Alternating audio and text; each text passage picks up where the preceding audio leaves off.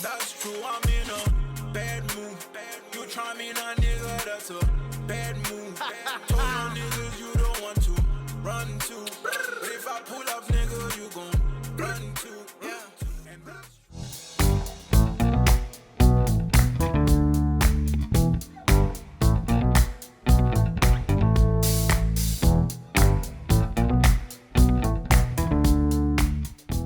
Hey everybody, welcome back to the Wisdom for Wealth podcast. I am your host, Lelo, and I am so glad to be here right now. Listen, y'all, if there's anything I want you guys to know is that wealth is not an accident, but it is a series of intentional decisions that you have to make, right? I want you to know that when it comes to building a life of wealth, it's not something that's given to you. It's not something that someone's going to throw into your lap. It's something that you have to cultivate.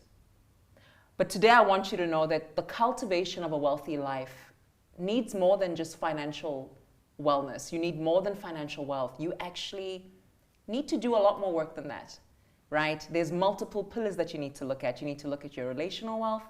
You need to look at your emotional wealth, mental health, all of those kinds of things. Those things come together to help you form a life of wealth.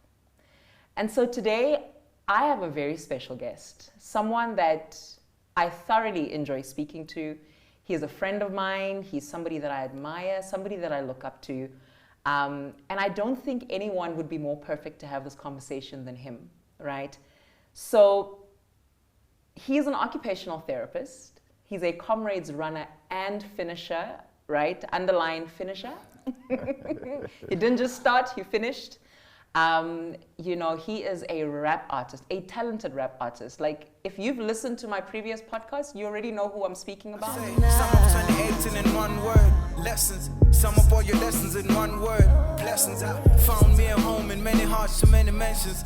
But he's also a personal development enthusiast. He's just a guy that really lives a well-balanced life and is somebody that I really look up to. So, ladies and gentlemen, please welcome Nhlanhla Shongwe. Thank you very much. Hi, Lelo. How are you? I'm good. How are you doing? I'm good, thank you.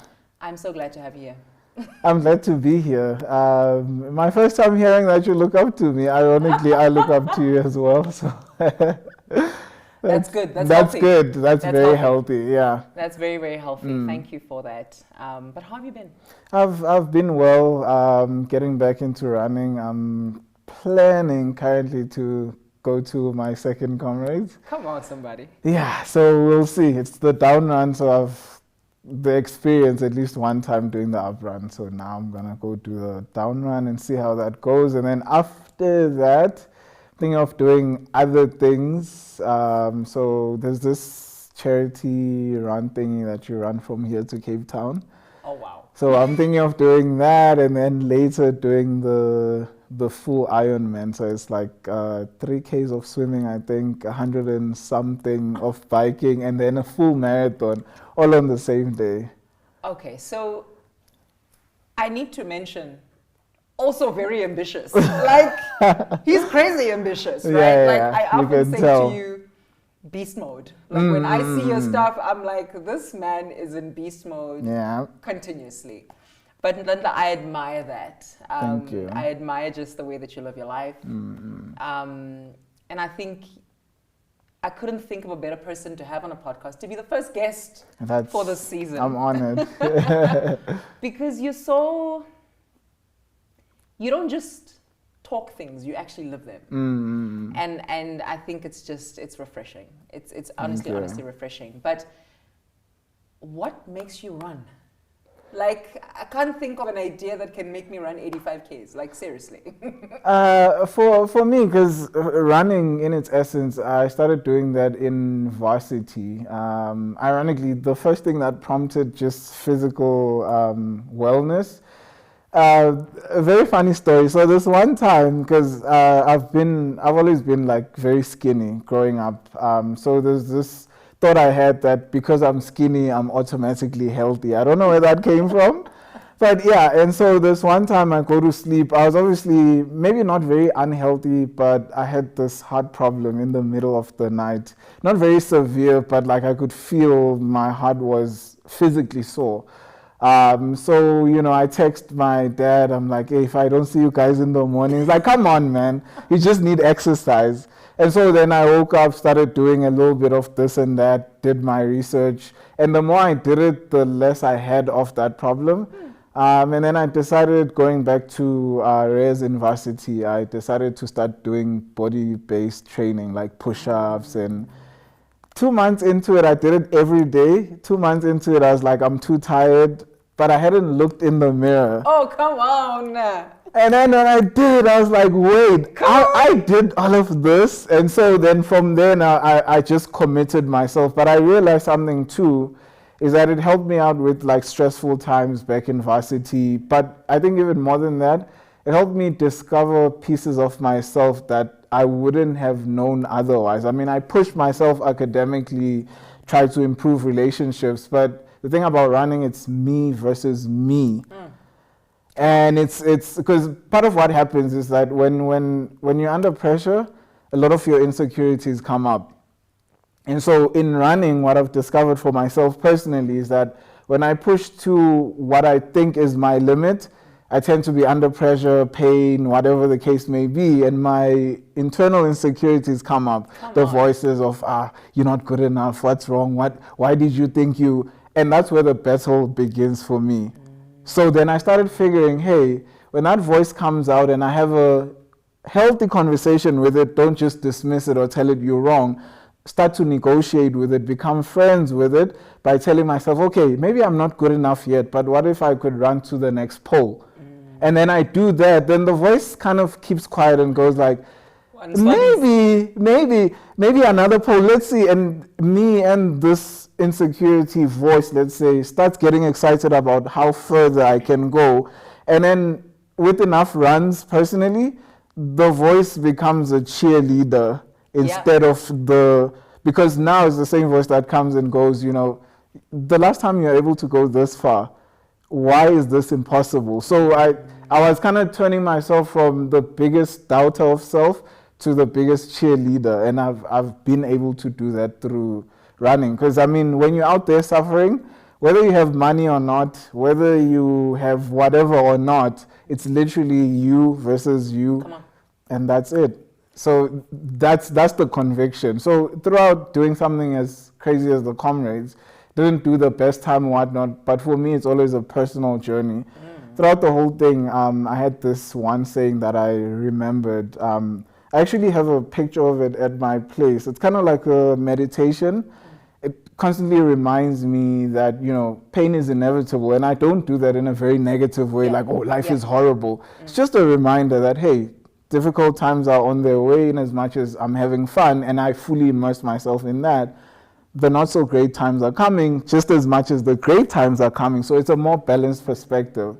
So there's a line there that goes, those who do not know pain will never understand true peace. Ironically, this is from it's from an anime, right? It's from Naruto. So, and it's a quote by a villain, just so everyone knows. But it says, those who do not know pain will never understand true peace. So as I do this, I've always thought, like, what does that mean?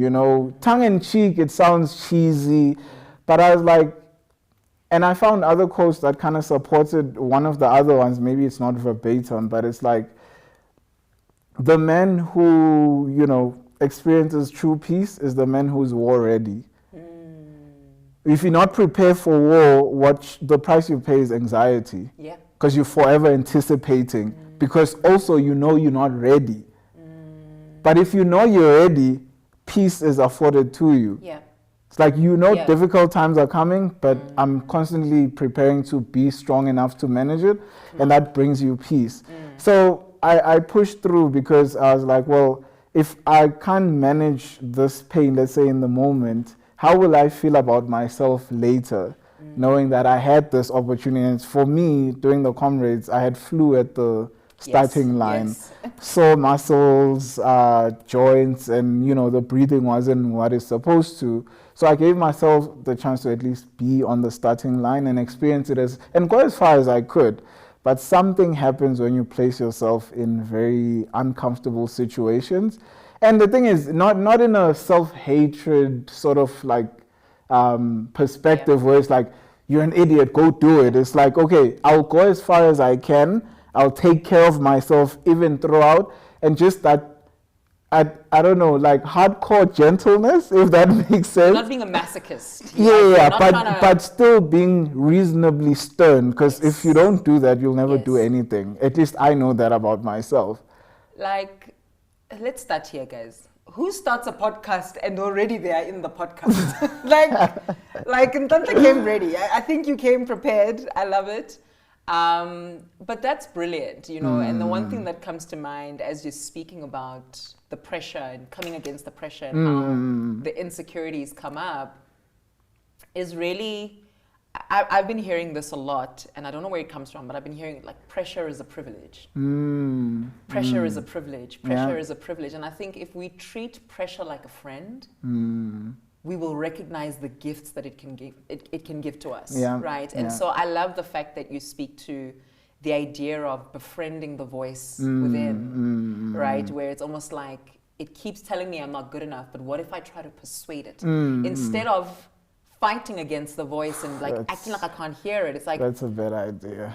I need to persuade this voice, right? And what I'm hearing you say, in everything that I've learned in terms of my own personal journey, I'm hearing you speak about the process of change, the process of rewiring your subconscious. Actually.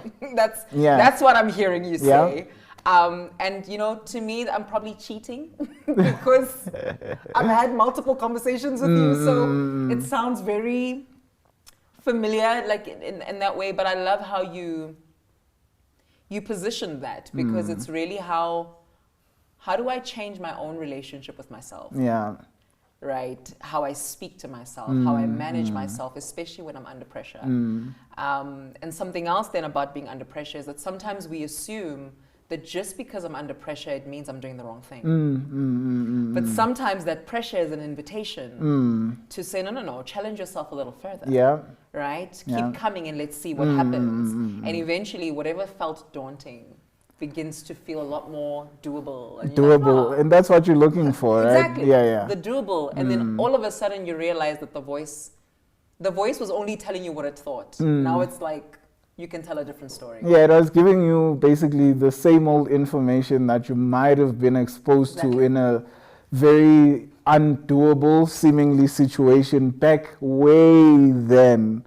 You're a different person now, you've gone through, but then if the voice wins, you never do it, which confirms the fact that you can't do it and the voice is right, further giving it strength. Because then now it has proof from back then, and it can use this situation as proof too.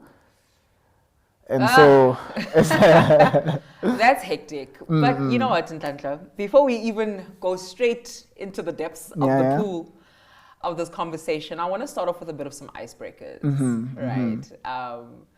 And I think a question I have for you is, if your life had a theme song, what would that be? A theme song, let's see. I would think Going the Distance. There's a theme song in Rocky. I don't know if it's Rocky 1 or 2, but there's this theme song, Going the Distance. It's quite old school, so I think I would have two. So there's one in that, and the thing is, you've watched Creed, right? Yes. There's a theme song for Adonis. I don't know where it comes through, but it's a very heroic theme song that actually I think last year it was my alarm ringtone. Nice. So just starting the day with that, so I would have those two like play like back to back. Okay, so something heroic, something, like heavy, like something heavy, something that speaks to there being more to you than you might realize in the moment. Because the thing is, those songs are played when these supposedly heroes, but normal people that overcome obstacles, when they're at their worst and everyone thinks they can't get up, and then, you know, they start getting up bit by bit and that song comes on. They're very definitive of those moments for me. It's not so much about what plays when they win finally, or it's those moments of getting up when no one thinks you can, when even you think you can't. You know, so those are the signature moments for me. That's why I like those songs. Because like with Apollo, for example, with Going the Distance, he had knocked him out like so many times, and he thought he had won. Yeah. And the thing is, Rocky wasn't going to knock him out. He was too weak. But the fact that he got up messed Apollo up. Yeah. Yeah. And that's Even the win for that. even after that. So now he's won. He's got the championship belt. But in his head, he can't lose the image of this guy who just wouldn't lay there and take the L. You know. Yeah. And so that, for me, that's a bigger win. I mean, you know, the accolades that come with everything, being the actual champion, that's great. Getting up is the big thing. But that getting up, so those songs kind of, so that's why I played it, waking up in the morning, like, okay, it's time to get up and get back into the fight all over again. You sound like you constantly, and it goes back to what you said in the beginning, pain is inevitable. You know, you constantly are like priming your mind to say, look, life is not easy, but I'm priming myself that no matter what happens, I get up. No matter what happens, I'm doing this thing. Yeah. And I love it. It's a nice way to be mentally prepared and mentally tough. Yeah. When things do get wonky. Yeah. That's life, right? They will. Okay. So another one is, if you could have dinner with any fictional character, who would you have dinner with? Any fictional character. Yep. I would have dinner with probably again. So I watch a lot of anime. I would have a dinner with this underrated character called Rock Lee from Naruto. Okay. So Rock Lee is not talented. So there's various things that, you know, in Naruto as a ninja, quote unquote, you're supposed to be able to do. There's different categories, and he only has one.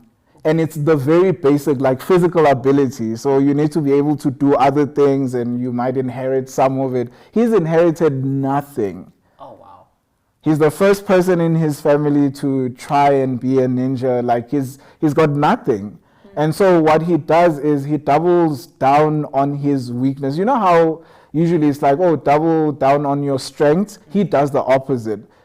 He turns his weakness into his biggest strength. Oh, wow. Instead of relying on what he's already good at, he dives into what he's not good at. The same thing that he's viewed, you know, as, you know, this is your disadvantage. This is why you shouldn't be in the academy to begin with. He doubles down on that, and he graduates just like everybody else. And is respected just like, and the thing is with him, because he's not gifted, he has to put in that much more extra effort. But he plays at the same level at the end of the day. You're preaching. So You're preaching. So the thing about Rock Lee is he got laughed at. It's pretty obvious. He got laughed at, written off. Yeah. But when other kids would go home to a nice, which is good, you know, having a supportive family and whatnot, I can't take that away. But with him, he realized that if I follow the same routine, given that I'm not gifted, I'll come out mediocre. So I have to put in extra effort just to even play at the same level. Yeah, so what he did was he would train. I mean, obviously, anime is exaggerated greatly, but he would train after other kids go home. He would do extra laps. He would do extra this, and the fourth. And, you know, he became known as the greatest. So taijutsu is like physical fighting, as one of those people. So I would sit down with him because something went on in his head when he decided that I may lag behind, but at the end of it, I'll be at the same level as everybody else with extra effort, and didn't complain, just got down to work, and that was his life. And that's a life lesson. Yeah. Right? Like, I'm hearing, as you're speaking, I'm thinking of a book title by John Maxwell, Beyond Talent. Right? To be like, some of the most successful people in life aren't the most gifted. Right? It's the people who were like, look, this is the card that I've been dealt. and this is what I work with. Yeah. Right? Instead of complaining, comparing, doing all the host of things, it's just really, I'm going to make sure that I use what I've got. And it's going back to the cards thing. You play with the cards you're dealt, not the cards you wish you had. Come on. Essentially, that's that, on. right? Yeah. If you have a deck and it's not the most favorite, you have to figure something out within this deck that you have. Because you have two choices. You could sit there wishing that you had a different deck and get beat, or you could give up altogether and not play the game. But life is a game that you were thrown into.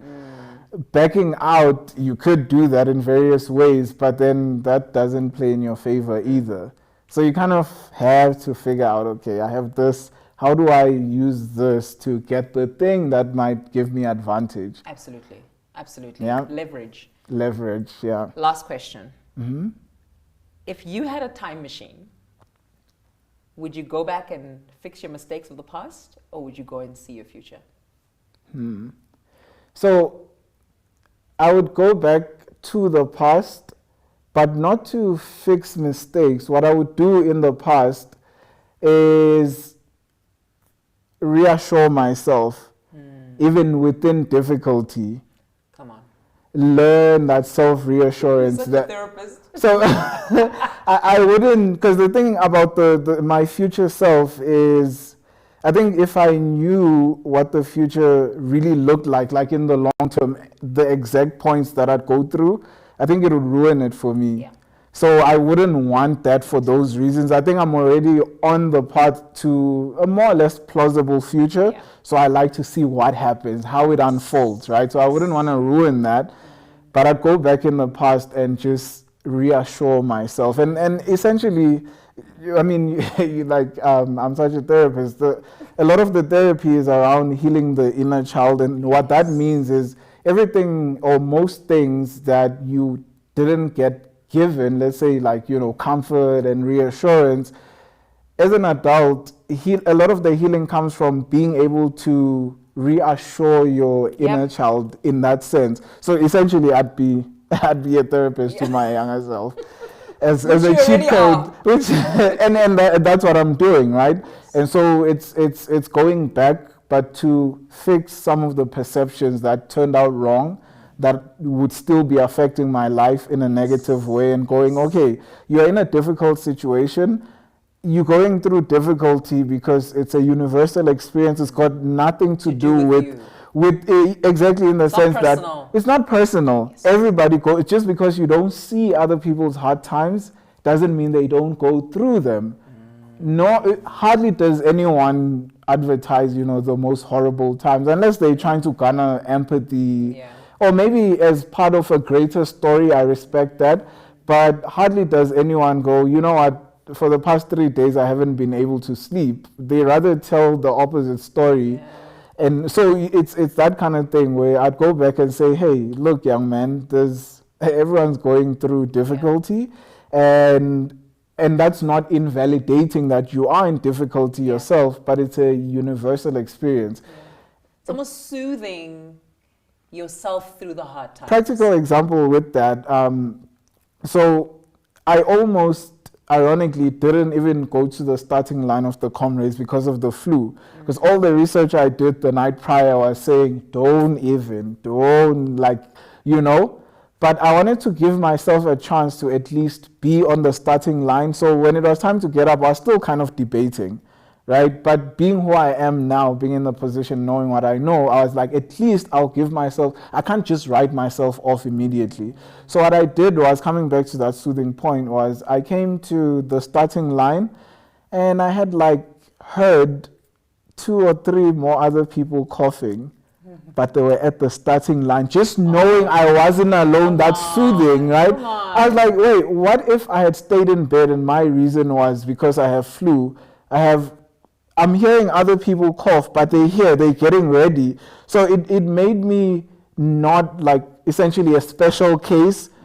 Why me? There are other people who are wanting to see how far they can go even with. So just sitting there, I think my flu got quote unquote healed. Because I was like, wait, I'm not a special case. There's other people here, and so that's soothing when you know it's a universal experience. so much happens there. But if I had written myself off and not gone to the starting line, I would have been stuck in that space of, oh, at least I was validated in whatever. And part of it, it's true, you know, I wasn't supposed to.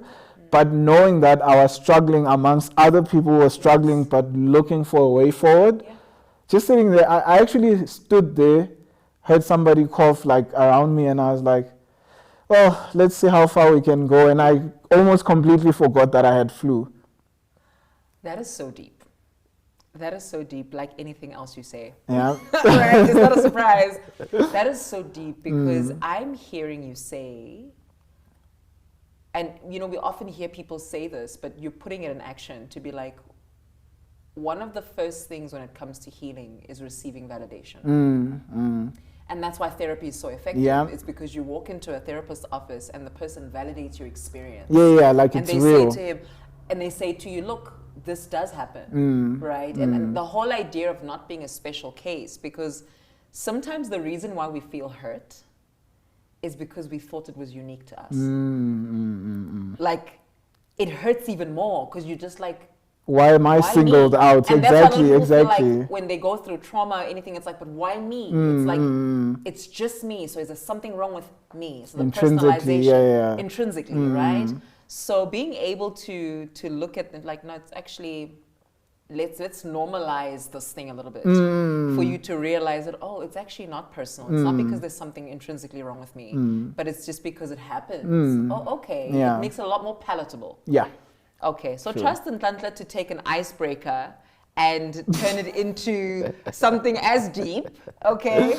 But I love it. So Nhlanhla, we're going to jump straight in, right? Because, you know, when I got a hold of Nhlanhla, I didn't even give him an opportunity to decide what we were going to speak about. Like, he had no option at this point because I've seen him in action. I've seen him do the work that he does. I've seen him speak about relationships. And I just felt like to start off this podcast season, especially with a guest, I really wanted to tap into the idea of relational wealth, right? And I'll tell you why.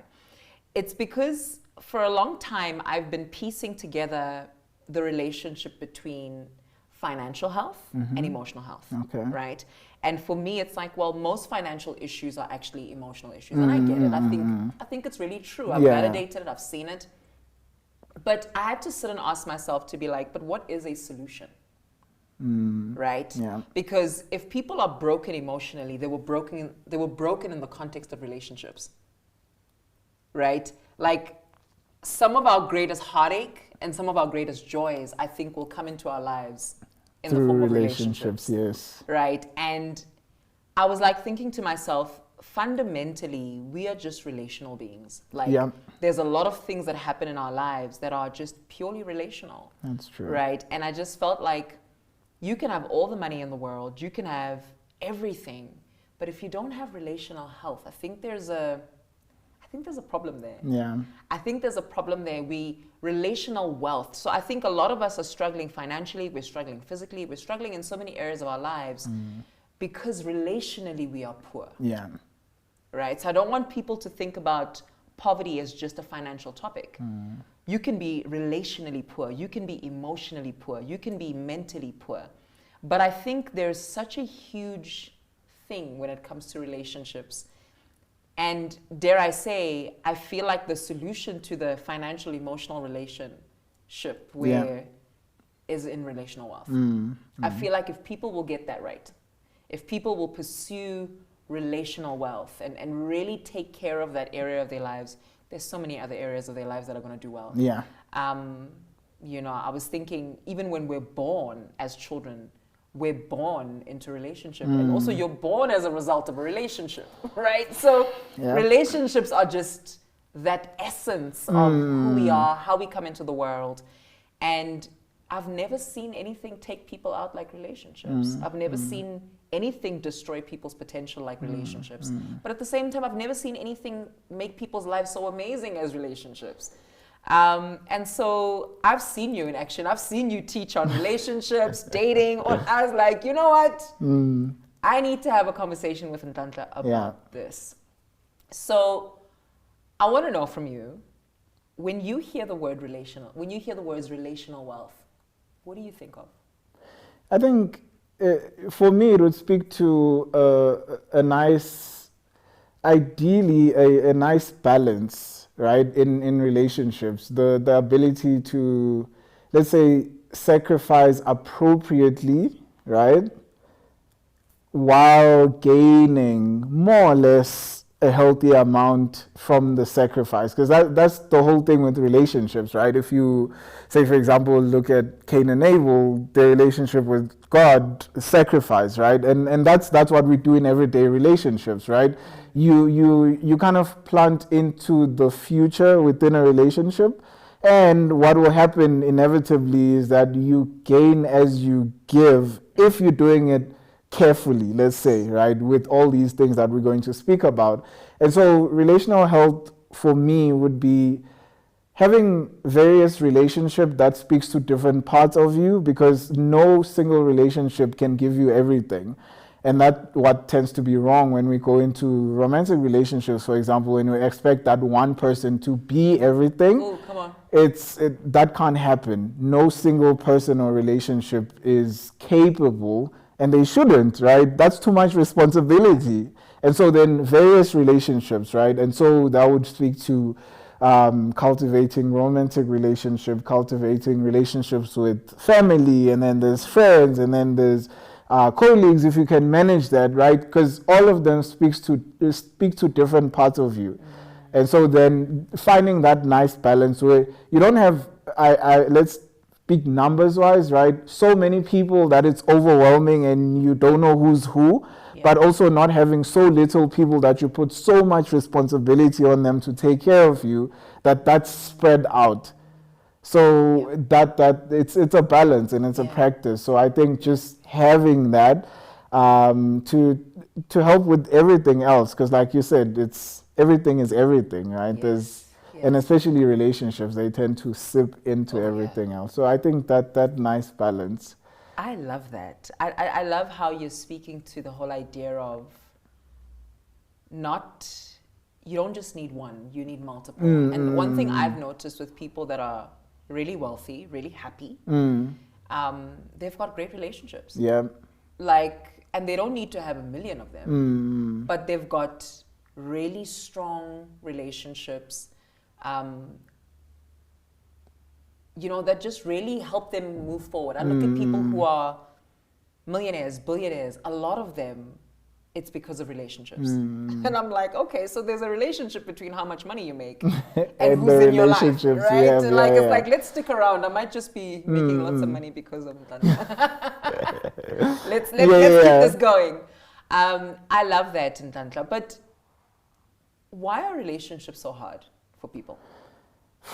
Well, you've read the book. I haven't read it in depth. I've kind of read like a review. I'm still to get it. The book, I think you've posted it, that talks about money scripts. Yes. So the thing about it, well, within the review that I read, and it concurs quite nicely with what I already know, is that in childhood especially, and this carries on throughout life, but mostly in childhood, we get taught how to respond to situations. And so what happens is that if we are born around relationships that are dysfunctional, that's what we learn, right? No child has the capacity to go, oh, this is unhealthy. We may feel it, that our parents constantly fighting isn't the right thing, but the thing is, we are learning regardless. And so what we tend to do, for example, is you'll be exposed to such situations, let's say parents fighting all the time. And as children, what we usually do, because we need a sense of soothing in those moments, we make the decision of how our future will look like, usually exactly as that or in contrast to that, as a way to try and deal with it in the moment, right? And so part of what might happen is you might sit there, see parents fight and decide, you know what? That's what, let's say, for example, being in a relationship looks like. You guys have to fight, because maybe they fight and then they take each other out on dates and they say, you know, these are your parents and we love each other, that's why we fight or whatever. And that teaches you, okay, as unhealthy as it is to fight in that way, that's what love looks like. That becomes an imprint, an idea or belief system that later on in life, you actually will lean on subconsciously without even knowing. Or you could do the opposite, which is go, okay, this is unhealthy. In my relationship, I'll have 0 fights, which is also a problem. So it's the then, extreme end. exactly. So you tend to go to these. That's why usually, if you are unaware, if you make a decision based on trauma, it's just something along the spectrum of more trauma, right? Going from extreme, you know, fights and viewing that and going, I'll have 0. That's just alongside the same spectrum. So then you grow up thinking, I'll have 0 fights. And so when something important comes up and you have to discuss it, to not have fights, you just say yes. And that's not working in your favor. It's not working in your partner's favor. So it's a lot of these imprints from childhood that imprint ideas of what relationships should look like going forward. And so we tend to lean subconsciously on these transcripts or belief systems developed prematurely. But they are so rigid and so solid that it's all we've ever known, it's all we'll ever do. And so if you are brought up and boundaries are discouraged or never even taught, of course you'll struggle with boundaries in one way, if not the other. And when I say this, a lot of people will go, oh, well, you know, don't vilify my parents. I'm not vilifying anyone, right? It's like learning that we don't take responsibility for the people that taught us things. We take responsibility for how those things affected us. Come on.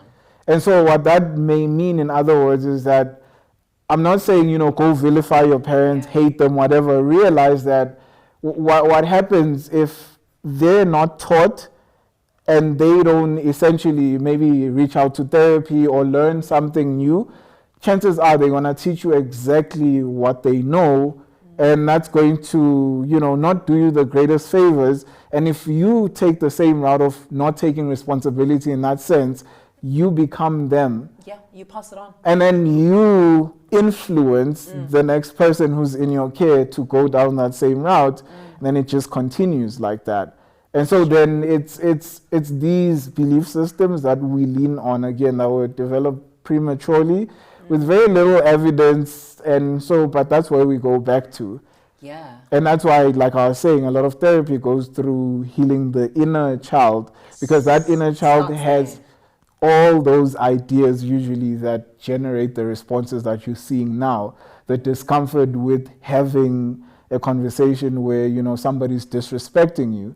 Because in childhood, when you felt disrespected and tried to speak up, you were given time out, discouragement. So you go back, you lean into that, and then the inner child feels like we're about to go through the very same experience, so don't you dare do this boundaries thing, because we don't want to feel that, do we? And subconsciously, it's like, yeah, of course, that was horrible. We don't want to do that, so we just take it on the chin with a smile. They disrespected you, and because ironically now we've grown, right? Part of our consciousness is able to reason in complicated ways. We start saying things like, oh, choose your battles. All these are things that we come up with. They logically make sense, but they're just feeding into destruction that we experience. Right? Because that's part of what I get when we have sessions. People are like, but what about, you know, choosing your battles? And these people will be talking about situations where somebody borrowed money and never paid them back. And they're choosing their battles, and choosing their battle will be just leaving it alone. You know, somebody in their family, you know, told an untrue, and they could prove the family views them a certain way just to not create turmoil. They choose to disrespect themselves and so that tends to apply to everything. Every battle is the one that they chose not to look into, because choose your battles. But they never they never tell you why they chose that one, right? They never do. It's almost like, you know, you're just afraid of conflict. And that's the thing, right? Relationships will always be difficult, because, I mean, A relationship means there's more than just you, right? And the thing is, well, the foundation of relationships is the one that you have with yourself, right? Ooh, come on. And so then, but that translates into every other. So if you don't fix this one, the internal one, that the inner child, the belief systems that we developed, the external ones will always reflect that dysfunction within.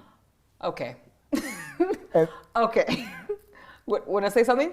I no, wanna ask you something else. you go ahead and ask. No, you just went straight in because I love how you're saying the basis of all of our external relationships is the relationship we have with ourselves, right? Yeah.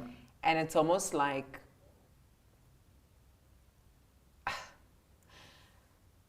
how important is it, or how do you even begin to have a healthy relationship with self?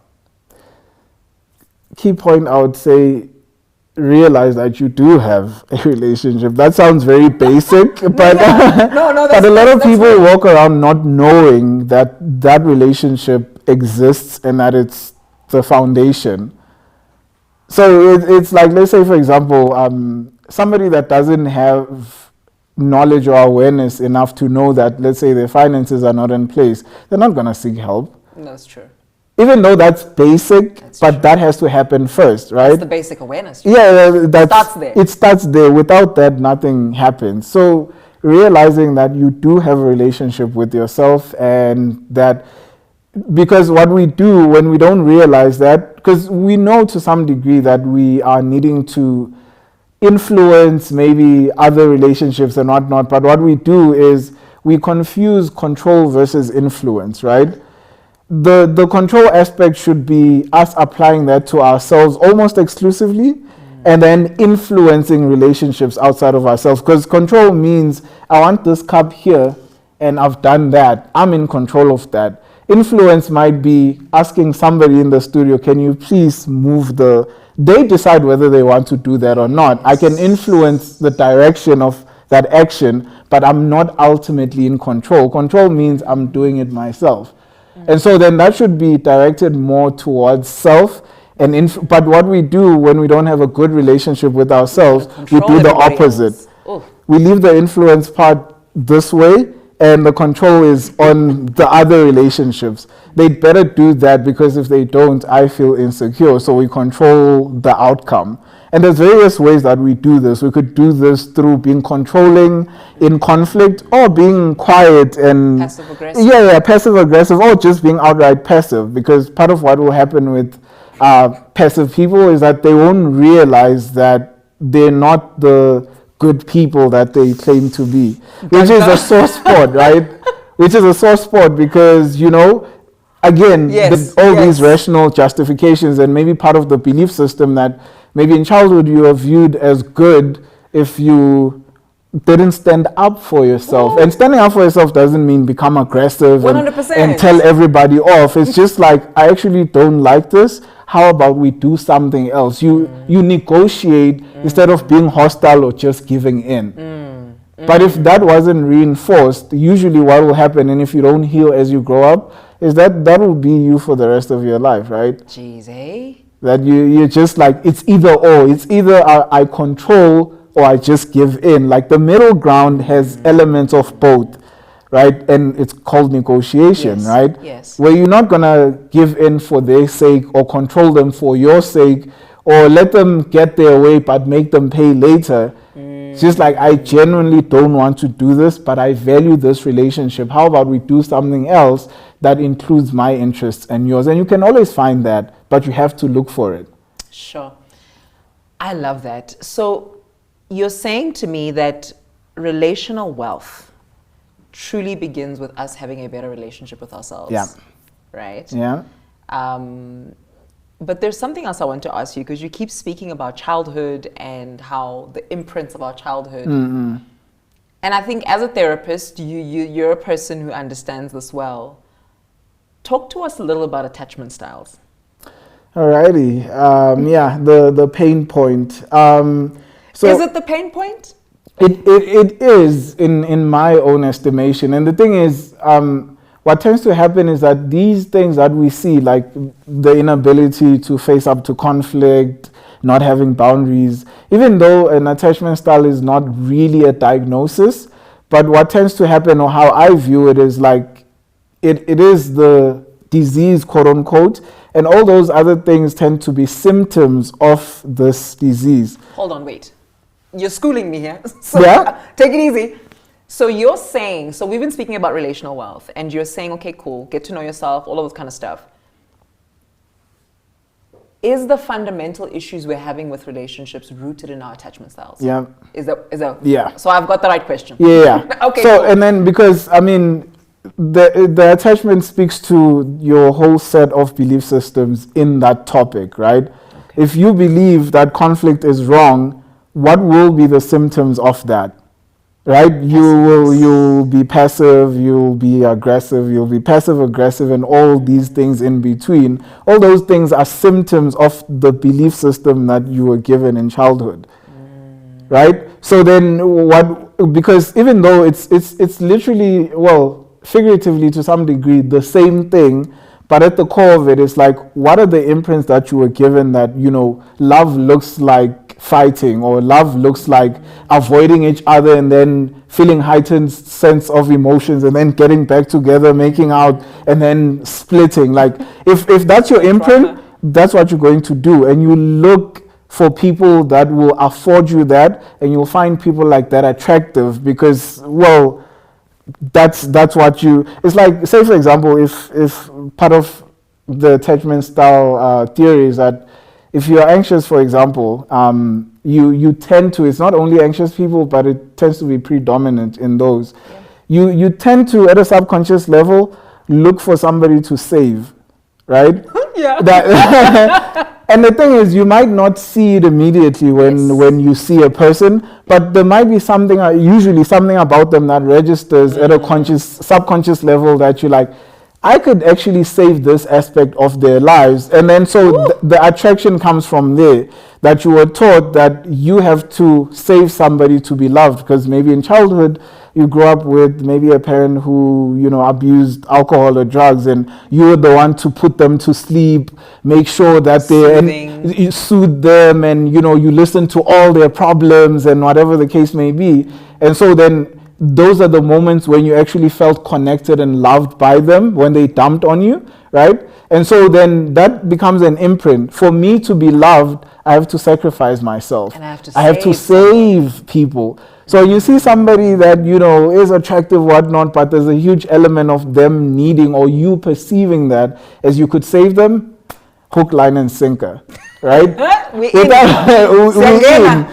Project Save Them. Yeah. And so, and the thing is, we're downplaying it and laughing, but it's actually very serious, right? Serious.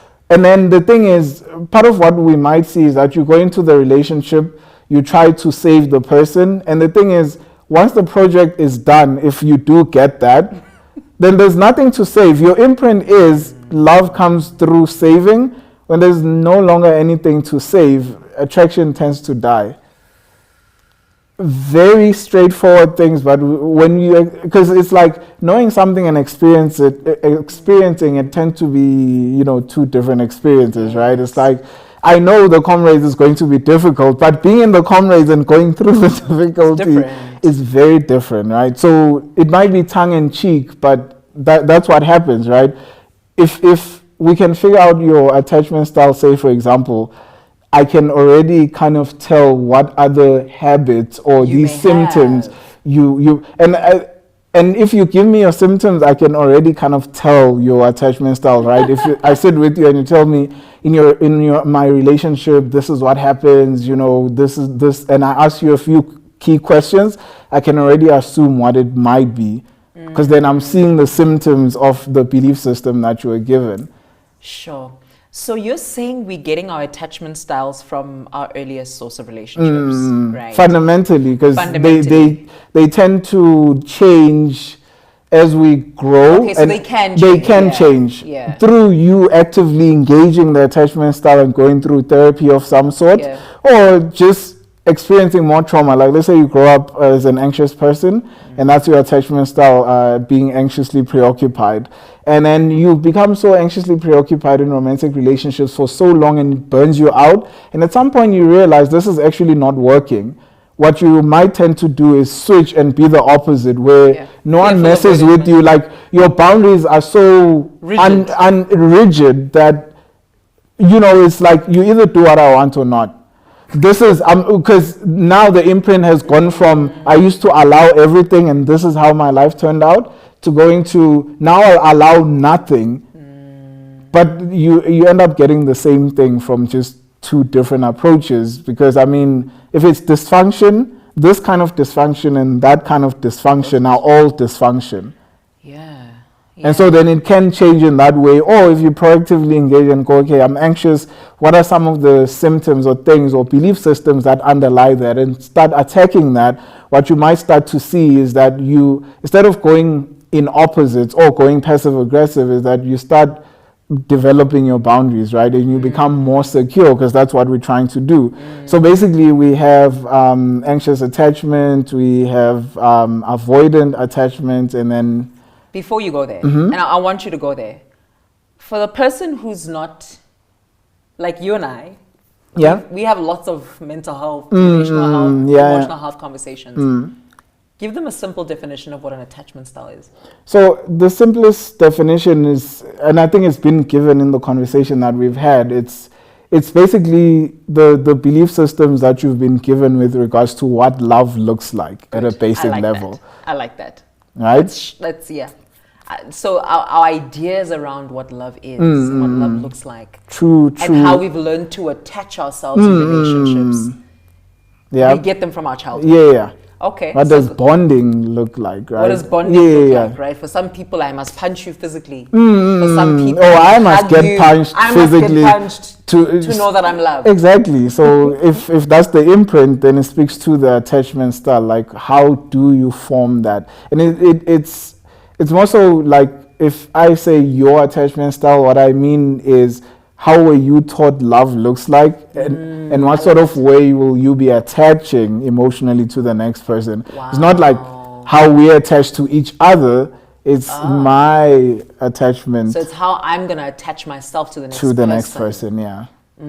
Okay, so go ahead and tell us now. So there's 4 different types of attachment styles. So basically it's anxious, so I'll go through just a quick synapse of each. So anxious people generally, now this obviously is an overgeneralization because there's nuances. So anxious attachment. Anxious attachment, and you might not be as anxious as the typical anxious person. So there's varying degrees to it. So anxious attachment basically speaks to anxiety in relationships. I mean, it's in the wording. And basically, this is where you're taught essentially that your emotional self doesn't matter, that you always have to read the room to determine how you're supposed to feel about anything. Your sense of self is dependent on how other people view you, how they see you, how they're acting. If they're acting a certain way around you, like that's where you get your sense of self. It's not within, it's external, right? And part of what happens is in childhood, you might be the child that when you come back home from school and you're very happy and your parents are sad, that's viewed as disrespect. You're not allowed to own your happiness, even in an environment where the adults might be sad. When you're happy and they're sad, it's sort of like you're laughing at us. What's wrong? And so then you're being encouraged to put yourself on a shelf and always accommodate other people and conform to what other people feel for acceptance. So in a relationship, let's say romantic, for instance, because I feel like, for me at least, I feel like that's where the attachment style shows up a lot more. I think if you're used to relating to your family in a certain way, it's very difficult to see if you've got attachment issues. Until you're in a romantic, this person's not quite family, or maybe a friend, and you're like, hey, why am I always anxious? So in the context of a relationship with a partner or a friend, what are some of the symptoms? How would you behave as an anxious person? As an anxiously attached person. Okay, so here are some cues, right? You may relate to one or all or half. So part of it is your view of, let's say, expectations for the relationship aren't usually, you might have your own idea of what you want the relationship or expect it to look like. But in conversation, what will happen is that you'll find yourself morphing your ideas to what the partner wants. It's like if you grow up wanting, let's say, a nice little house with maybe a pink color or whatever, and you meet somebody who wants a house with like this thick black wall going all the way to the sky and a black house with like the smallest gate, suddenly that's your version of what a nice home looks like. You're foregoing self for the sake of acceptance, right? So your expectations tend to almost naturally morph themselves into what the partner wants. So that's a symptom. That's so deep. Yeah. But I'll let you go. I'll come. So that's deep. So there's that one. And then the next thing is, and I'll go through all these points with the other ones, right? So, and then we speak of something called deal breakers. So deal breakers are essentially the things that we're not willing to tolerate in romantic relationships, because we all have our limits, right? And so then what will happen with anxious people is that they'll have their deal breakers. Like, let's say, for example, they are not too keen to be cheated on. I don't know who is, but you know, and that's a deal breaker, meaning that if it happens once, like that's it. And the thing is, we all have that because it's a threshold, right? I can only take so much. They'll have that and know that, you know what, I don't like this. If it happens, that will mean the relationship is over. But it will happen 20 times before they finally decide to leave. Because essentially, because of that priming in childhood, I'd rather have a cheater than be alone. Because part of what happens with them, their wounding psychologically, is that they have this tremendous fear of abandonment. Right? Because their sense of self is derived from the approval of someone else. And that's why when we're anxious, being left by a person is the most difficult, because not only do we lose the person, we also lose our sense of self, since it's dependent on them. Exactly. So it tends to be hurting, or it tends to hurt more because you lose twofold. The relationship is gone, your sense of self, and that's the worst thing that could happen to anyone. Losing a sense, because that's your center. If you don't have that, like, you know, the wind that blows this way will take you with. That's true. The wind that blows that way will take you with. And so if you lose that, that hurts more than anything. So since it's attached to someone else, you don't want to lose that person, because not only do you lose them, you lose yourself when they leave. So it's no wonder it will take 100 times for the same thing to go wrong for you to finally leave, because you finally burnt out and, like, you know, but then the deal breakers, it happens and they're still in the relationship. It happens again, very likely to still be in the relationship, because this cheater carries my sense of self, I'd rather be with them and continue to have this false sense of self than lose them and also lose my sense of self. It's much deeper than, I'm a forgiving person, I'm good. And the thing is, you could be forgiving, you could be a good person, but more times than not, it's actually that. So that's another symptom, right? And so the next thing that we look at is the thing we've been going back to, is boundaries. These people have almost zero boundaries. That's a symptom. And so what will happen is that they'll know. You just said something right there. These people have no boundaries whatsoever. That's a symptom. That's a symptom. Because sometimes, like, there's a whole conversation around boundaries. And what people don't see as not having them is a symptom. It's not just some pie in the sky that's unrelated to something. It's anything else. The fact that you've got no boundaries should be calling you back to something else in your life. Yep. I like that. Oh my and gosh. So then what they'll do is have what we call porous boundaries. So porous boundaries would be like, because boundaries are about protecting self, not in a selfish way, but in an authentic way, right? And so you protect yourself while keeping yourself authentic. And so what it does, it actually protects you and the partner at the same time, in the sense that you're being authentic to them. They get to know the real you, which is what we don't afford people when we don't have boundaries. Sure. They know the version of us that's compliant and says yes, and no one is like that. No one says yes to everything. If that happens, that's a lie. Like. And so then what will happen is that they will forego having boundaries to keep a partner, because essentially the wounding and the fear is that of abandonment. If I dare stand my ground in a healthy way, right, respectful way, and voice my opinion, which is different from this person's, they might leave me. And this sounds simple when you think about it logically, but the logical and emotional mind are not the same. Oh, yeah. Yeah. And so then it's subconsciously there's a deep drive to maintain a relationship at whatever cost. And so then they will they'll say yes to most things, if not everything. And it's not true. A lot of things they actually don't want to do. You're saying Cape Town or Durban, and the partner says, my love. exactly, and the partner says want? Cape Town, and they hate Cape Town. But guess what they'll do? They won't stand up for it. They'll go to Cape Town, hate every second of it, but still smile, make the arrangements, whatever the case may be. And there's that deep level of not standing up for self, because for them, standing up for self means going against versus, allowing the person to know you. They feel like having boundaries is just, saying no to the other person and rejecting them. And that's not true. You actually reject a partner when you don't have boundaries, which is something that they don't realize, right? Because the thing is, the rejection there is, I don't know you. You're stopping me from knowing the real you. That's the real rejection. Not the yes, yes all the time, because if I tell you what I think, you leave me.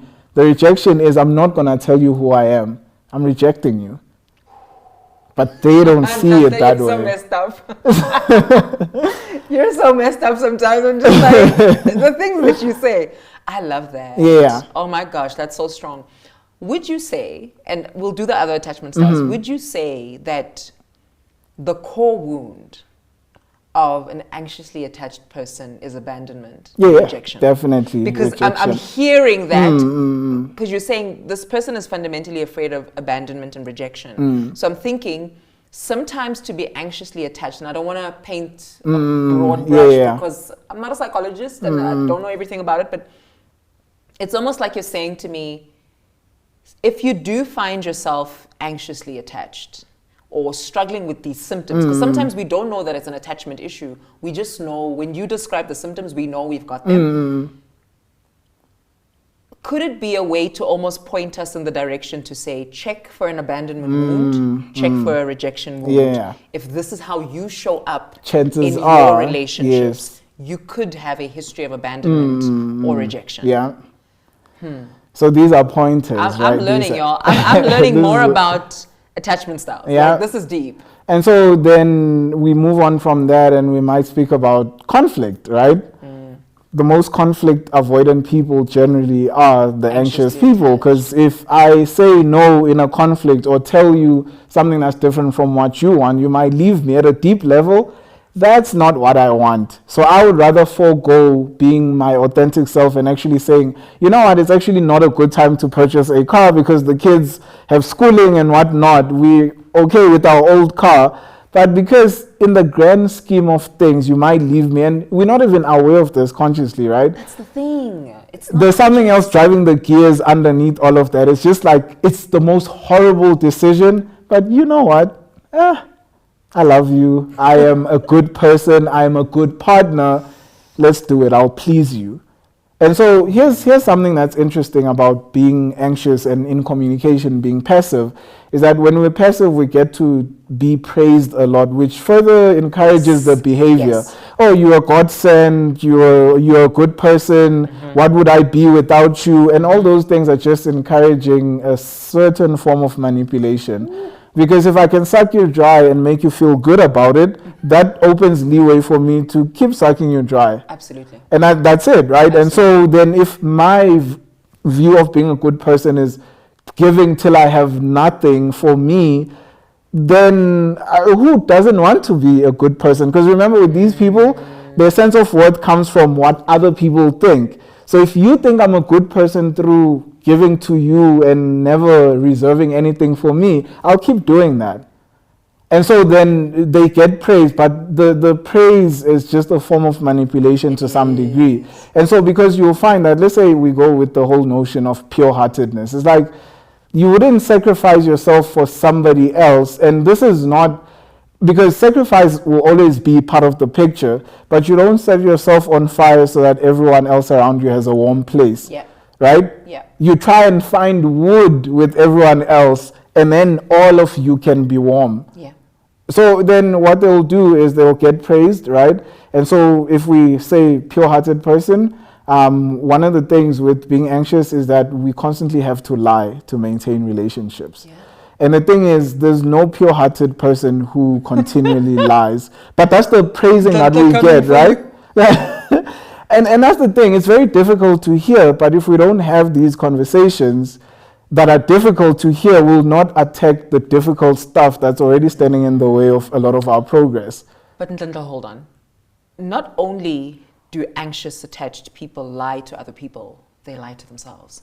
And that's the thing, right? Fundamentally, you've lied to yourself so much. With every lie, you have to sell yourself on the lie first. Because the thing about lying is, I'm convincing you of a false reality. And the thing is, for you to buy it, I have to buy it first. That's the thing. And we know this. When we're about to lie, we play out the scenarios, and we might even go as far as what facial expressions to. And the thing is, we practice it so much that to some degree, we start believing the lie. Because the thing is, imagine a salesperson, right, coming to you, selling you a product. And they sell you this product, but they don't believe in the product themselves. They're like, it may help you, and they're stuttering. And it's like, you may need the product, but you actually won't buy it because of the presentation and how much this person doesn't believe in the product.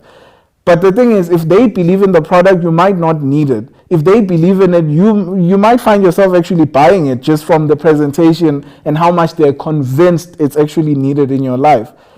So for me to lie to you, I have to sell myself on the lie first, be convinced, because if I'm not convinced, chances are I'm not going to convince you. Shoot, the self-deception. Yeah, it has to happen. It has to happen. So the lying doesn't, I'm not lying to you. I have to lie to myself, and then I lie to one more person, which is you. Two people have been lied to. Have you, I don't know if you do this line of work, but is there any research that shows like the ratios of who's anxiously attached versus secure versus, do you know any numbers like that? I'm actually going to look it up. Yeah, I think you can, but the thing is, I don't know about the other ones, but what I can tell you from most people are not secure. Okay, generally. Okay. As to the other ones, I'm not sure. Because the thing is, they're within, let's say, a whole range of dysfunction. So it's not as, and the figures I think could be interesting, but it's not as important to know the secure it's about versus dysfunction. Dysfunction versus secure. That's the big separation. Whether you are either anxious, avoidant, or it's like you are within dysfunction. That's the main thing. Okay. And so then, like, a lot of people are insecure in their attachment in one way, if not the other. So that tends to be what I've seen. Okay, so we've got anxiously attached, and I think you broke it down real good. Like, I feel like for me, that's the one that resonates the most. I think in my life, even currently, I'm noticing how I'm coming out of it, right? And initially, it feels very uncomfortable because all of a sudden, I'm able to be like, no, sorry, that doesn't work for me. Of course. No, this is what I want. So the deal breakers, like you're speaking, I'm like, no, these are the deal breakers. This is what this is. You know, and the difficulty would be holding myself accountable to be like, well, the deal has been broken. And following through. That's the thing. Right? The following through with anxious people, it's tough, hardly there. Right? It is tough. It takes a while before I'm like, actually, I don't want to be friends with this person anymore because actually they take me for granted. But it takes, I'll be second guessing myself. And it's weird because initially I'd be like, no, I'd dress the second guessing my own intuition and my own feelings as, okay, maybe I'm just being courteous, I'm being forgiving, I'm being nice. But you're like, no, actually, it took 10 times for this person, for me to realize this person's actually not a good friend. Yeah. I love it. But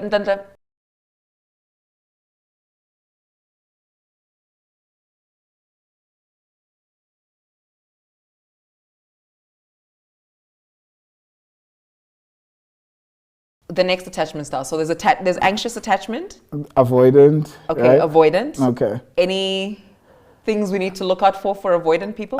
So yeah, let's say with expectations and deal breakers generally, right? There's nuances, but they tend to not even be aware, or even if they are, they won't communicate. Because avoidant is generally the I don't care, distant, cold. I'll only make contact when you do. I won't initiate. They're the cold partners in the sense that it's like you're in a relationship, but also not really at the same time. Like we're in a relationship, but do your thing. I'll do my own thing. Whatever happens, happens. Yeah, so the intimacy. Exactly. Their wounding is fear of vulnerability. Okay. Me telling you I actually need you, or you doing that actually hurts me, requires vulnerability. So usually what they experience growing up is emotional neglect, or let's say invalidation, right? Where you grow up with these notions of what's wrong with you, man? When your brother was or sister was this old, they were already doing XYZ. What's wrong with you? You're a crybaby. So almost every emotion is what's wrong with you, right? Big boys don't cry, big girls don't cry, and they sort of grow up taking more responsibility than they should as kids. These are you are very mature for your age. Like lots of responsibility, and what they usually, it's not always the case, right? What they usually have to deal with is also usually taking care of their siblings while they're still young. Are we adultifying? Is that what we are? Yeah. That's what I'm hearing. And so because again, when you have two more people, you still have your emotional needs, right, as a child, and you're still needing to be guided on how to take care of those, but you're finding yourself in a space where those are not getting taken care of, but you have to take care of those for others, right, around you that are now dependent on you. So you miss out on being a child, and you're an adult from the get-go. And what tends to happen is the dynamics are very scary, and this can happen to anxious kids as well, is that due to, let's say, whoever's raising you, based on their convenience, you take on different roles. Like for example, 100%. when they're very down in the dumps, you're their best friend, you're their equal, because they're dumping on you. You are my best friend, so and so is doing me dirty. But when they come back, let's say they leave and then they come back, the dishes unwashed, you're suddenly a child, and a naughty one at that didn't wash. We were best friends just moments ago. And then this one child, comes back from school and they didn't wash their uniform. It's you. It's my problem. Yeah, why didn't you make sure that so now you're also a co-parent. So depending on the convenience, you have to take on different roles. When do you get the time to be a child? And the answer is, well, you probably don't. And so then being vulnerable becomes very difficult because it's viewed as a weakness. You're a burden. You're actually not very useful when you are emotional, and so on. And so then the child's decision, or the imprint that comes along with that is, well, when I'm emotional, I'm useless. When I'm emotional, I'm a burden. When I'm emotional, I get taken advantage of. And so then with that belief system, guess how they show up? In romantic friendships, right? Say, for example, me admitting that I have expectations means your actions have an outcome where I can be hurt. And that's vulnerability. And so I'll pretend I don't have expectations. Like whatever happens, happens. Let's go with the flow. Yeah, I don't want to be hurt. I'm scared of being vulnerable, right? And then another thing is, if we speak of expectations, and then we speak of deal breakers, they'll have them, but they won't express. It's just like, I don't care. I can't control you. It's fine. Whatever happens, happens. Let's go with the flow. They're not nonchalant. That's the thing. If they pretend to be. They pretend to be. And the key difference between an anxious and an avoidant is that the anxious wears their heart on their sleeve. The avoidant just hides behind the wall of I don't care, ice you out, no contact, avoid you, ghost you, that thing. And the thing is, so their form of boundaries is rigid, right? They keep a wall where you're on the other side and they're on this side, whereas the anxious person kind of has like puffs of smoke. It's not really stopping anything. It's kind of there, but it's not really stopping anything, right? So they're constantly like in touch with you, whereas healthy boundaries, which is coming with security, like having a nice fence where if it's not appropriate, it won't come in. If it shouldn't leave, it won't. But there's a nice gate that opens and closes. Things that are supposed to be shared are shared 100%. Things that are not supposed to be shared are not shared. Whereas yes for everything is not good. No for everything to avoid is not. The middle ground where things that I authentically and truly feel like, okay, it's a yes, I will do 100%. Things that I don't feel like doing, I will communicate politely, like, this is not comfortable for me. How about we look for something else, right? And so then the avoidant typically doesn't want to do that, because if they even admit to, they're being vulnerable. They're being vulnerable, and that's not allowed. You know what I love about this, Nhlanhla? I love the fact that not only as a person who's listening, would it help me almost figure out my own issues. I think if you are in a relationship, even with friends, right, you're able to notice their attachment issues. Of course. Right? You're able to be like, oh, this person is very standoffish. They never really want to be in contact. They might be avoidant. Are they afraid of vulnerability? Yeah. Kind of thing, right? Right, because ultimately, I just feel like people aren't embodying some of the stuff. It's almost like I can come to therapy, and that's why I say therapy is amazing. But if all I do is go to therapy just to talk, and I never learn the skills to get better, doesn't matter.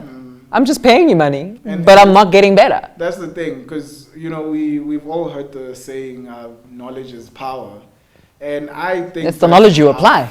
Exactly. The full equation is knowledge plus application. Yeah. The results are in application. 100%. Application needs information. And so it's all one whole thing. So when people go knowledge is power, it's like, I know how to be a billionaire, but if I'm not doing the things, doesn't matter. It doesn't matter. I need to integrate. Be a broke person that knows how to be a billionaire. I need to integrate. Yeah, I need to integrate the two. So knowledge plus execution. That's where it. The power is at. That's right. Right. I'm with you there. I love it. And as you're speaking about, the attachment styles and how to get to secure attachment, I can't help but hear the whole idea of needing to sit with where you are and work through that to get there. Like it's one thing to be like, oh, I want to get to secure, but we can't fake our way there. No. You really need to work through it. And I read, there's a book I have called Strong Like Water by a trauma therapist. Her name is Andy Colban. I enjoy her work. She's very gentle, but very strong. And, she speaks about this whole idea of sitting with where you are. Just allow yourself to sit where you are before we can, and she speaks about how sometimes our healing can be fake. True. Because we kind of have a preconceived notion of what it will look like. So we portray that picture without being that. Without being that. And she's like, allow yourself to take your time and to go through it so that you can really know what's real.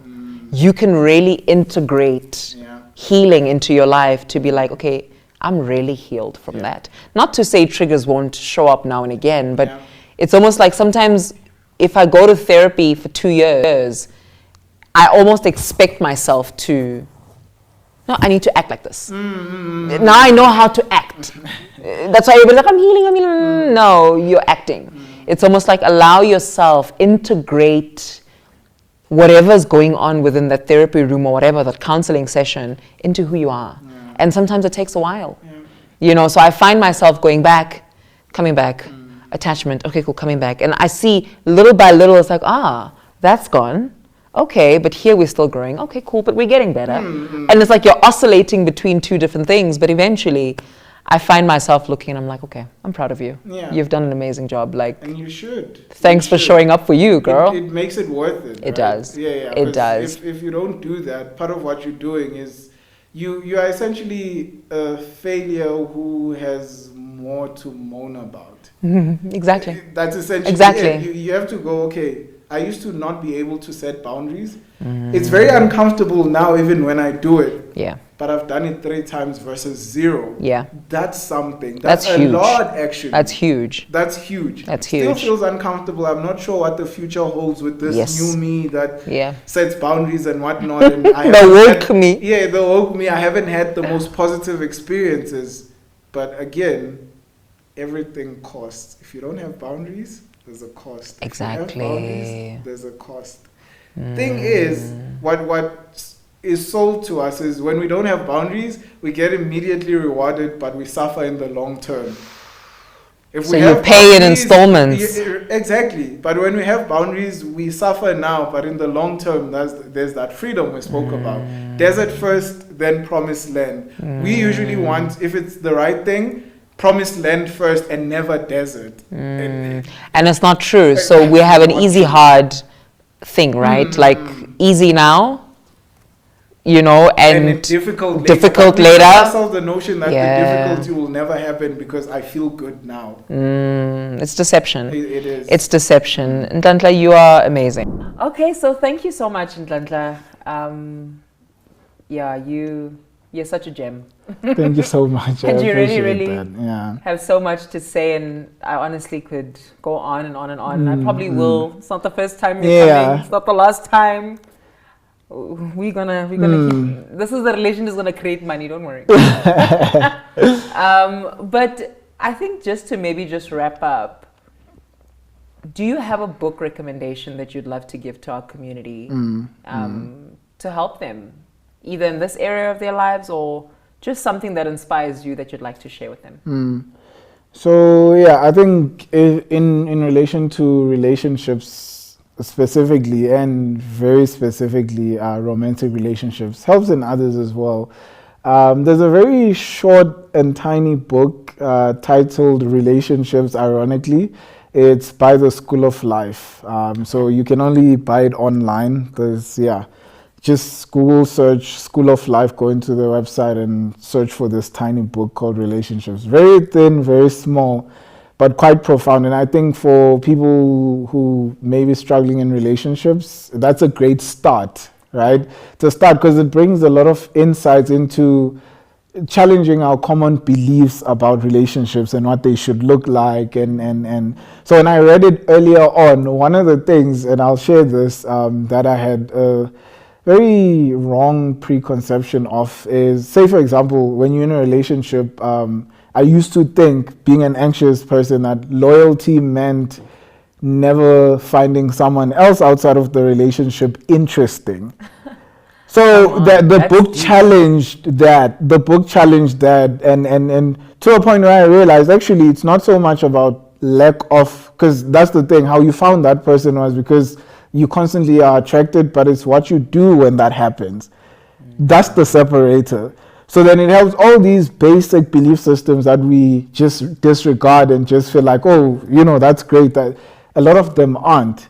And so this book challenges those very basic but very profound ones. So it's a great start. Very digestible. There isn't a lot of jargon as far as I can remember. It's very simple, very straightforward. But it's written by people who know exactly what they're talking about, digestible and to the point. So Relationships by the School of Life. I think you've told me about this book before. I did, yeah. Ironically, it's coming back up. So maybe next time I will recommend another one because I've got quite a few. But I think to start off, you were telling me this on our personal chat. So now it's time for the second. Yeah. It's time for the second one. Okay. Another one would be the 12 Rules for Life by Jordan B.P. Peterson. Yeah. So that one is readily available. Take a lot. I think maybe some bookstores have it. So it's not exclusively online. It's a very good book. Okay. It's a very good book. Okay, I'll try it. Look, I must say I've never really followed Jordan Peterson. I know he's a big deal to a lot of people. I've just never followed him. But we'll definitely check that out. Yeah, please 12 do. Rules of Life. Yeah, 12 Rules for life. Yeah. Okay, great. It could be off either way. Yeah, we'll look it up, we'll find it. Yeah, but it's quite readily available. So that's a great book. Alrighty, cool. So my final question to you, well, it's not even a question, is that if you just had to sum up for someone what you spoke about today on this podcast, what would you tell them? So I think basically the whole core of it was look into what's going on internally, right? And what that means is watch the conversations you have with yourself, especially the ones that you have when no one is looking, right? That's important, because there's hardly a relationship that will develop outside of us that, you know, we can just do that externally without looking internally. Sure. And the thing is, none of that requires perfection, right? That you go from, you know, people pleasing to having these, because the extremes are a problem themselves, right? You are, if that makes sense, right? You push yourself enough to see progress, and then you celebrate the progress with, let's say, the notion and recognition that there's still a bit further to go. The ultimate goal isn't really arriving, but staying on.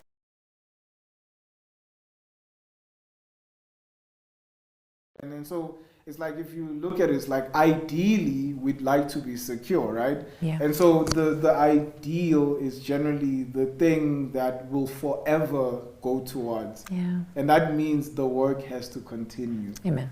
We don't reach a point where it's done. So I think just working on the relationship with ourselves, realizing that some things are other people projecting, but some things, maybe a lot more than we'd like to admit, are us not having boundaries, having been taught that love means self-sacrifice, love means being made to feel like you're unworthy, conforming to those beliefs. So it's like, look within, right? And that's the only way to help anybody.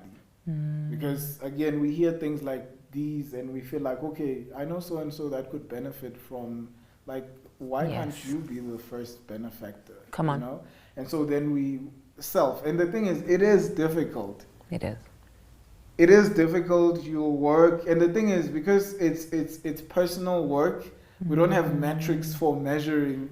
Oh, but you can keep a diary and go, okay, like we said, I don't have boundaries, but I'll set 3 boundaries in the next week or month even. Yeah. Or It's year. still big. It's still big compared to 0 boundaries. So it's like in small incremental steps. We don't go from not having boundaries to having boundaries in all the boundaries in the world. It's like small incremental steps. So you challenge yourself optimally, right? That it's enough of a challenge to be significant, but it's not so big that you won't do it. Yeah. So there's that nice balance where, okay, I'll set boundaries maybe initially with my dog at home. When they bark and they want this, like, I'll actually tell them no. Because the thing is, there's no area in your life that doesn't require boundaries. Even if it seems like, oh, having boundaries here is inconsequential. It's like, it is, right? And start having boundaries with the friend that you know probably won't react negatively, and get that reaffirmation that actually boundaries are not the worst thing I could do. The worst thing I could do is not have boundaries, right? So start practicing bit by bit. And we spoke about attachment styles as well. It's like, learn, and the information is out there. Yeah. Right? It's not just me that did all this research and I'm the only person that knows. It's out there. You have to look for it to find it. And so then go read up, go seek out therapy, go seek out help. But the thing is, you have to really, really, really want it. Because it's hard. So if you don't want it, if you don't bother really it. Want it, it's like you're gonna quit the moment. Because the thing is, you try to become a different person, a better person, you will get tested along the way. That's how you know you are. Because imagine if, you know, we walked up to any institution and said, oh, I want to be an occupational therapist, like me walking into university and saying, I want to be an occupational therapist. And they're like, do you really want it? And I said, yes. And they're like, here's your qualification. Doesn't work that way. It's not work. Even when I have that qualification, I don't appreciate it. I did nothing to. And so, but if I get there and they're like, do you really want to? And I'm like, yeah. They're like, okay, give us this certain amount of money. I do that. They're like, here's some books I study. And they're like, do you really know what's in the book? And I like say yes. They're like, here's a test. Pass this. Let's see if you really want this. Exactly. That back and forth is what makes it work. It's not easy. It's not supposed to be. Right? Yeah. If it was easy, everybody would be healed by now. I love it, Nhlanhla. I think for me, what stands out is that there is no such thing as building relational wealth without building a sense of self, without working on ourselves. right? So sometimes we want to be something to someone else and we want other people to be something to us, but deep down we don't want to be anything for ourselves. And it's almost like, I feel like our conversation is really about looking at relationships from the perspective of, how do I relate with me? Right? Sometimes we're taught to seek out relationships as a substitute for being okay with ourselves. And in this session, I asked you, what makes relationships so difficult? Right? And after this conversation and everything that we've spoken about, I think relationships are difficult because we don't know how to relate to ourselves. Like that's what I take from it. To just be like, if we will just be okay with us, hopefully we can learn how to be okay with other people, because we can't give up what we're not. And so I'm so grateful that you would grace my podcast. I'm grateful to be here. And I think one of the last things is, think of it this way when we speak of self, right?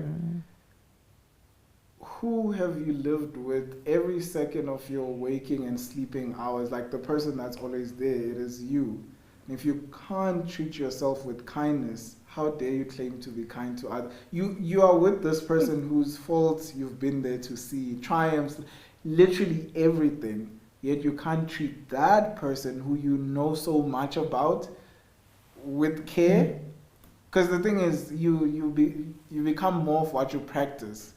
If I constantly lie to myself, and I'm the person that's been with me in every single situation, how easy do you think it is for me to lie to you? We become what we practice, right? That's true. And so then that's why that's fundamental, because if I can call myself out, and the thing is, gently, honestly, for the sake of calling myself out and not giving myself a beat down, it'll be much easier, not comfortable, to come to you and say, actually, you know, I do have money, but I've got it saved up for something else. Maybe in a few months I might help you. Versus going, okay, the relationship or me keeping the money, is like, realize you can actually have both. Come on. Yeah. I appreciate you. Thank you so much for your time, your expertise, your wisdom. Oh, I'm going to call you again. I'm going to call you again.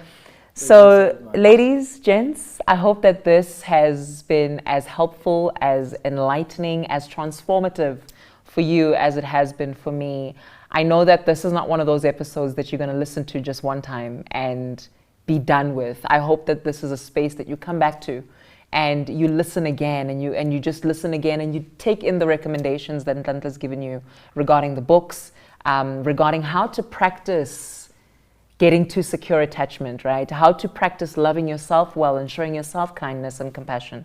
I hope that this has been helpful. Just one more thing. I feel like I'm getting lost. Where can people find you? All right. So people can find me on TikTok, Facebook. I do have a page there, Instagram as well. It's all at AP Venom. Yeah. So if you're expecting Nhlanhla to speak to you about this on his social media, chances not, okay? You're going to find him rapping, you're going to find his music, but it's also amazing. And I think for me, that's one of the things that I really enjoy about you, is that you're so multifaceted. You don't limit yourself to one space. But in everything that you do it so well. And I think for me, that is what makes me respect you every time. It's like everything you do it with excellence, and I love it. So keep at it. And for you guys, I will see you again in the next episode. Please do like, subscribe, share. And if you've got any comments and feedback for us, please do drop it in the comments. We will try and engage with you as much as we can. And then follow us on all our social media pages at @wisdomforwealth_. From me, Lelo, I'll see you guys next time. Bye.